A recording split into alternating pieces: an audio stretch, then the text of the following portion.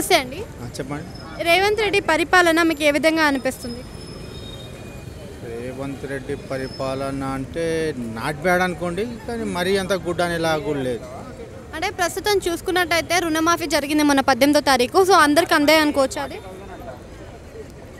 Maybe 80% వరకు అయితే అందు ఉండొచ్చు అండి.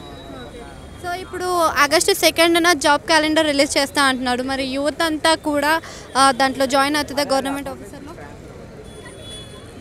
బాగానే ఉంటుంది కదండి, కావాలి కూడా. యూత్ అందరికీ గవర్నమెంట్ జాబ్స్ వస్తాయా మరి? వస్తాయని అయితే మనం ఎక్స్పెక్టేషన్స్ పెట్టుకోవచ్చు. జాబ్ క్యాలెండర్ వాళ్ళు రిలీజ్ చేయడం పైన ఉంటుంది అది.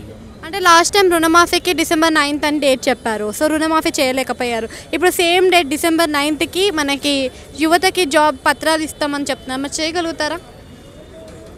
అది వెయిట్ అండ్ సీనే మేడం. మనం ఎలా డిసైడ్ చేసి మనం ఎట్లా చెప్పగలుగుతాం, అదైతే కరెక్ట్ కాదు. కానీ చూద్దాం, వెయిట్ అండ్ సీ.